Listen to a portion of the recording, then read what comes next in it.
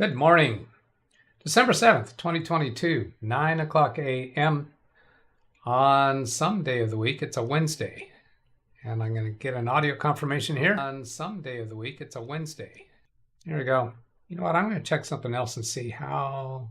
Yeah, it did start streaming before I started speaking. There's a little bit of delay. If I start speaking when I think it's got 1 second, that's often too soon. So today, Windows Daily number 111. You can send questions to me by email or in chat rooms or in comments on videos. And that kind of defines what we'll be talking about. So this live stream is not titled yet with a specific name as to what we covered during it. If you're watching this on replay, you see a different title for this video than Windows Daily 111. At the end of the title, you see WD111. So I'm going to pop out chat, and I expect to have substantial interaction with chat today. So hello, Martant, Tim, Selden, and Ran Israel. And Selden comes up with a cute comment. Another day, another daily. Another Windows Daily. All right.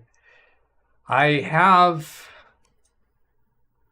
a Microsoft Word document where I pasted some things that were in the chat room yesterday after I ended the live stream, because there was quite a bit that I didn't get through during the live stream.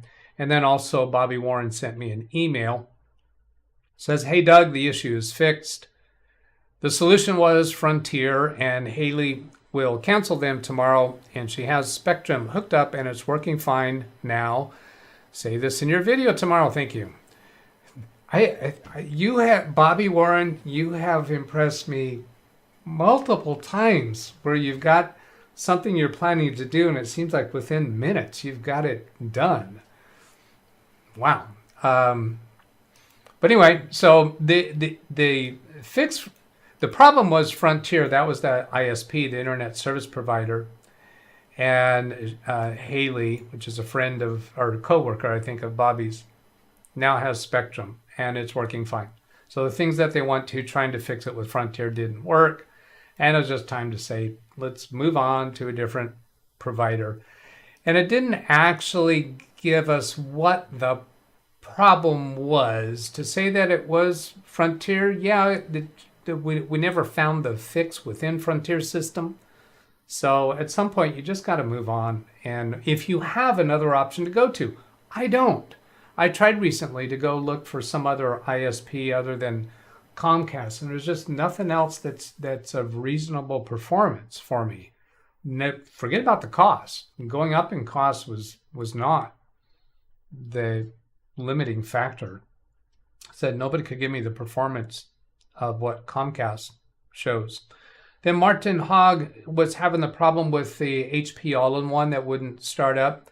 And he tells us, I didn't get to this comment in yesterday's live stream. Hang on.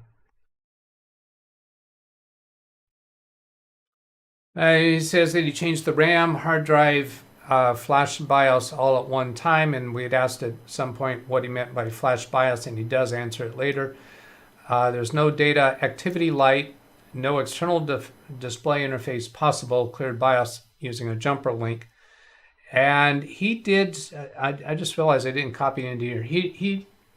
I asked him by email what is the serial number for that computer. And I think I'm going to go look at that today. I looked at it yesterday, so I know kind of what we're going to find, and it really wasn't very helpful. But it's kind of, I think, informative to see what is there or what isn't there more specifically. From Forbin, Doug, remember when almost everyone bought antivirus software like Norton, McAfee, Avast, etc.? Was it Windows 7 that changed user habits or built-in Defender to be so good didn't need outside help? With Windows 7, I did use paid-for antivirus with my clients because the Windows Defender, what was it, Microsoft Defender, I think there was another name for it, just wasn't good enough. But with Windows 10, as Windows 10 found its footing, I wound up being convinced that it was really, really good. It was really quite good. for my clients. Now, for a technician who might, or a computer enthusiast who might be exploring broader and wider and is willing to learn the ins and outs of the paid antivirus, then that would be worth going down that road. But if you just want something that's plug and play and you forget about it, I'd rather have people on Windows Defender. I should go check in chat. You're not telling me anything that's wrong. And hello, Greg, you hit me in orange, so I'll respond to that. And Mortant also hit me in orange. Then I need to bring up another tab with today's stream over on monitor number 3 so that I can glance over there when I don't have the chat room up and running like this. So people saying hello to each other, and Tim Sal's in with us today, Zavi Manor, Ran Israel, Kenny Whitten, Greg, Rick, Robert. So hello everybody, good to see you all. Coming back here. Gary, that was an interesting comment from Gary. He says the 3 dots on his name does not take you to his channel. It takes you to somebody else's channel. And I did go look at that. Let's see, over here is, I haven't seen Gary saying hello yet, so can't try it from his 3 dots there. But yeah, it took to a name that had 4 numeric digits after that, and he's telling us that's not him. Interesting. I want to get back to this document. Jeff has told us about had issues with Windows Defender, blocking or deleting legitimate executable files. There's some conversation back and forth between Londog and Jeff. I'm not going to go through all of that because I do want to go get to the serial number of that, let's see, Martin's HP. Daniel Emberley did not time the boot up with HDMI. She was having trouble with the DisplayPort. It was taking like 2.5 minutes, something like that, for it to boot up. But with HDMI, it's more like 20 or 40 seconds. You can feel that it's reasonable amount of time without actually timing it. But I have noticed that too, at least one occasion, and I haven't gone back to intentionally test it to see how widespread that problem is. But with a DisplayPort connection, I've seen computers take longer to boot. And I have a mix of DisplayPort and HDMI on Big Beast Build. So that's interesting. I could test that with Big Beast Build because I think the monitor that's booting is actually an HDMI connection. But in a cold boot, Big Beast Build takes a long time to boot. Jeff and Londog talk a little bit, and there's some of Jeff's comments about executable files that he created himself being blocked. I would think that that's more likely to be blocked because it's not something that it doesn't have a digital signature, perhaps. I think that's the right wording. Gary's saying that Windows Defender is more selective lately. Okay, so I'm going to kind of skip through these a little bit, the ones that are talking about the Windows Defender issue, because I think if Jeff wants to pursue that with us, he can come in on Zoom and we pursue that more specifically. But I think he's quite capable of pursuing that himself if he cares to. I think he was just mentioning that. Third party, yeah, that's more of that. And Jeff paused his third-party antivirus temporarily because it was flagging other files. I think it was a file that you created or that you know to be good. I'd be inclined to whitelist it within the antivirus software. Okay, so let's go. I'm gonna bring myself back up on screen with the email address and then go to my emails and grab that serial number. That was not from Bobby. That was Bobby's email. It was from Martin Hogg. So here I'm grabbing his. Let's see, make sure I don't have Anything private there? No. So I'm going to grab the serial number, copy it into my clipboard buffer, and then also copy the product number and the model number. Come up to a new tab and bring this on screen. Go to hp.com.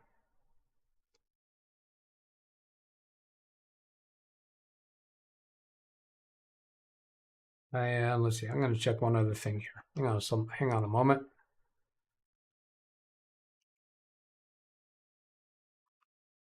Bring this back up. So then when I go to HP's site, I'll go to drivers. That's just my habit of where to go to. And then I can pick either laptop, desktop, other. It doesn't matter which one you take. It'll still recognize the serial number or not. In this case, here's the serial number, and submit that. And we are unable to provide drivers for this product. And then we'll go a different way for this and go products, computer support, and scroll down into here and put in a serial number here, and I get a different result here telling us it's a retired product. HP policy for products no longer supported. HP support may vary by product. Once a product is retired, the official HP support content, troubleshooting articles, user guides, how-to videos for that product is removed. They remove it all when it's retired. Why? Don't do that. Come on. You don't have to do that. Jesus, like slapping a person for having a computer. For your computer's lasting a long time, really? Well, some people are going to argue this computer should be retired anyway, because it is kind of old. Additional support content may still be available via HP forums or from third-party websites. However, HP takes no responsibility for content authored by third parties. So if we go to a Google search, and let's see, I don't have HP all-in-one in my paste buffer, so then I'll do Windows key V to bring up all the things that I have recently copied. I can pick things up from that I have copied previously. That is called clipboard history. If you're not aware of this, just press Windows key V. It'll give you an opportunity to turn on or enable clipboard history. So here I'm going to put in the model and press enter and see what kind of information and results we get from that. HP Touch Smart 310. Now remember, Martin's client was an older person that really likes this touchscreen computer. Now this was in the Windows 7 era. Hopefully it has Windows 10 on it, so it's good for a while longer if it can be made to function. Now Martin has not yet given me information about having tested replacing the CMOS battery. That CMOS battery has been shown to be a problem preventing a computer from powering on 3 computers that I have dealt with, and at least one computer of another YouTuber that I mentioned in the YouTube video that I posted from my channel yesterday. So let's go take a look at what information we find in here. This gives us some information about the computer. We see basically what it looks like. And there was a place that I got, I know where I got to seeing more about it was on a YouTube video. So go to YouTube, and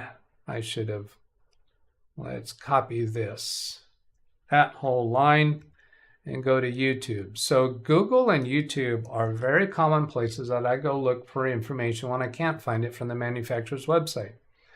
So here's a TouchSmart 310 HP setup 1 month ago, and that is the same model. You know what? Yesterday when I did this search, I think I saw this was the first hit from 11 years ago. This was a setup from a month ago. I'm just scrubbing through this to look for seeing the connections on the computer, and I don't think this video is going to do that. Nope, doesn't do that. So I'll come back to this one and open that one into a new tab. And I think it's this one where we get to see the back of the computer. That's the box that it came in. Am I right or not? Yeah, here we go. So it looks like this is in the center of the monitor on the back. There's an Ethernet connection. There's some USB connections, a power connection. I think that might be a lock or an audio connect. No, that's audio. Can't quite make out what that one is. I think it's for the lock, security lock. But anyway, no external monitor. And then there is also somebody who's taking the computer apart, how to open TouchSmart 310. So then we come over here, and again, we get another view of the connections on the back. Now this one has a coax connection. Is that for a television input?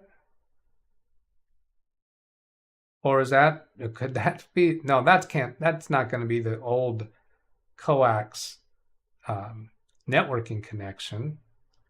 But anyway, it's showing here taking it apart. Now this video is not dealing specifically with the CMOS battery. This one is dealing with a computer that won't start, won't power on.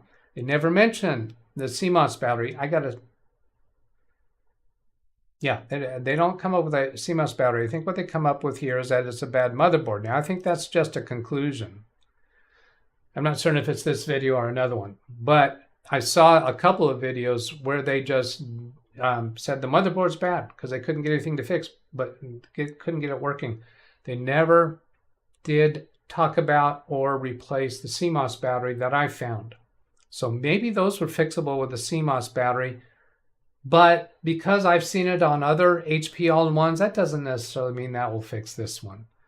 But it is 12 years old. So what you might, another thing that you could do in that scenario, when you're not being able to fix it, and I've done this when looking at an old computer, is how much does it cost to replace it with an old computer that will fit the client's requirements? They want touchscreen. So here's a touchscreen at $405. And what version of Windows is this? So it's not a new computer, most likely. I haven't verified that yet on here. But anyway, I've done this before when something does not seem fixable within reason, and it's an old computer. Go look at just replacing the computer instead of trying to fix it. And I have had occasions where I have been able to find the exact same model on Amazon or eBay and been able to replace that so that the customer gets exactly what they want. But I did not find the exact same model, not on Amazon and not on eBay. Here's an all-in-one Celeron 4 GB Snow White, and you'd have to check right away, is it touchscreen? And I'm not seeing that right now. I'm not going to go through this any further at the moment because I don't know that Martin really is desiring to go down that road. So those are my next steps after trying the CMOS battery. Jeff says, the files I created were flagged due to a heuristic algorithm in one of the commercial AV products some time ago. I don't remember it was Norton or McAfee. That makes complete sense. And I have had, in fact, Jeff, you mentioned in one of those comments that it was when you were copying the files from one drive to another. I've had that happen a lot when I'm copying files from a client's old computer to a new computer. I've had files in backup folders or extra copy folders that get flagged as possible infection. So I've had that experience, and I wind up saying that, overwriting it, no, that's okay. And oftentimes I found what it was a utilities folder that has some of my utility programs, and those will sometimes get flagged because they are doing things that heuristically seem like a program that an end user is using should not be doing. So I've had that with utility programs, particularly other antivirus programs will flag files that belong to a different antivirus program. Now, sometimes it was also a folder, you know, where the antivirus product will isolate files into a particular folder. I'm forgetting the word. You guys know how I am with forgetting, not coming up with words sometimes. You know, it's like when somebody's sick, you put them into a room by themselves, isolating. That's not the right word. Nobody's come up with it yet as I'm looking over here.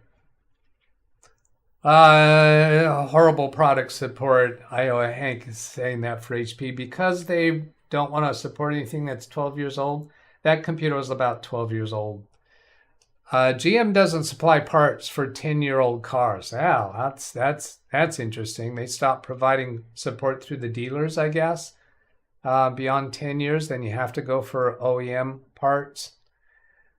This is why I have a rule about stuff that's over 10 years. They're not worth spending a lot of time on. Also, nearly all AIO PCs are using a laptop motherboard, which are a pain to fix.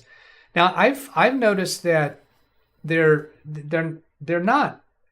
The ones that I've seen, particularly in those all-in-ones for the housing facility, they were not laptop motherboards determined by the fact that the external connectors were not in a place that could ever be utilized by a laptop computer. Now, the rest of the motherboard, maybe it starts as a laptop motherboard. They're similar size, although maybe they're even a little bit larger than laptop motherboards, because laptop motherboards often are not real rectangles. But certainly they're not the same motherboards that would be put in tower computers. The boards typically have either shorted capacitors, or worse, shorted VRAM that puts main power rail onto CPU, killing it. In my experience, Ford was worse in that regard, couldn't get some parts. Now, am I actually going to read through all of this? I should skip through some. I'm going to try to make today's a little bit shorter. Yeah, quarantine. There's another name too, but quarantine is really the most fitting name there. I want to go check and see if Ken Stout has a video scheduled today. No, he does not. Fiberglass hood, front fenders on my 78 F250. So fiberglass hood, I'm going to guess that vehicle did not have fiberglass hood and fenders originally available. You have 35,000 miles on it, low mileage. Okay, no new GM parts from the factory, only rebuilt or remanufactured. Do third-party manufacturers provide replacement parts? New? Yeah, I don't know that. I'm out of the automotive industry a long time ago. End of life was 11 years ago, according to your IceCat link. This is way more than 10 years old. Oh, yeah, good point. Winter mute. 11 or 10 years, 11 or 12 years old, something like that, that they retired it or considered it retired. Which means it first came out longer ago than that. Longer ago, is that a word? Retired. That didn't say it there. It didn't tell us in here when it came out. Let's see, how about getting close to ending this live stream? What? Build date? How do we find out when it first came onto the market? The date of the most recent change of the product data sheet, IceCat Biz. I think you're telling me that I already displayed this screen. Yeah. So let's see here, looking a little closer. Modify, this information modified then, end of life. There it is, December 13th, 2011 was end of life. So 11 years ago, December 13th. Oh, It'll be having the birth date of its end of life in 4 days. 13th, I said, no, I didn't say that right. 6 days. Yeah, you're laughing at me for my math skills while I'm live streaming. Yeah, you try live streaming and see how you do your math. Short summary description, 310-1205. Product title first, let's see, what is it saying there? Data sheet is auto-generated. Stepping in the world of touch. Long product name. So this looks like, is that even clickable? Specs. That's not much of specs down there. 2 megabytes cache, L2 size. What am I missing? That's specs. I don't want to beat this much longer. Take a last look at chat, and then we're going to put this stream to bed. Yes, third-party parts, even under warranty. HP does not give a date. This gives end of life. So I think that's the same one probably that I was just showing, is it? It's because it's also IceCat. Yeah. End of life. When did it, how long was its life? Do we really not see a way to find that? These are clickable data sheets for that. What does it give us? 1205 relevance. Nothing. Doesn't look like it's giving us anything here about when it came out. See, that's one thing, is if I were able to get to the drivers on HP's website, I'd be able to find out what operating systems were available for the computer, which is useful information in my humble opinion. All right, let's get out of here. Jeff, I have an 8-year-old HP Envy desktop that still has support files on the HP website, except no BIOS updates. Yeah, so well, that's 8-year-old. So does that mean that model first came out 8 years ago, or you bought it new then? When did that model start its life? Let's see, and so that's obviously much newer. I've been able to get, pretty much when I go to HP's website, I can get what I need. Specs, manual, desktop PC. I don't know of any reliable place to go to find out when that computer was first available. So there's the 700-327. That's what he said, right? Yep, 700-327. Release, product release information. There we go, release date. So it first came out. That's what you want, product release information for that all-in-one. Product release information. Can I get it that way? That's still getting us to IceCat.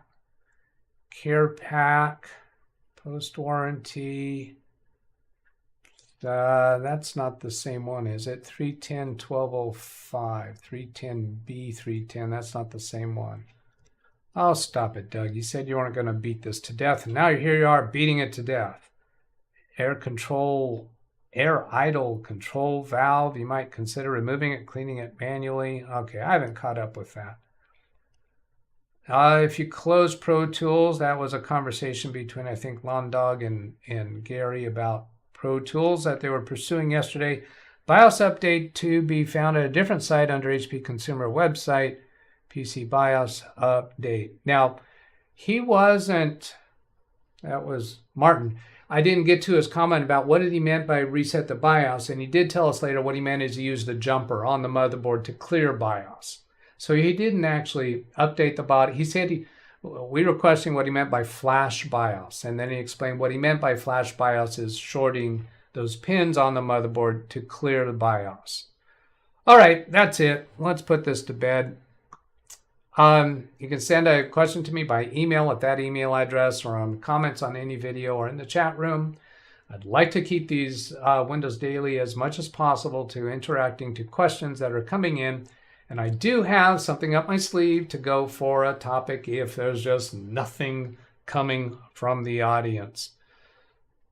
There you go. I hope that was useful. Have a great day. Oh, by the way, no show tomorrow. I got a dentist appointment in the morning that's blocking out my fortnight live stream and this live stream. I had it scheduled in the afternoon, then they had to reschedule me. The only times they had available was morning. So there it is. And I don't have anything ready to go for a premiere. So no show tomorrow. Hope that was useful. Catch you later. Have a great day. Goodbye.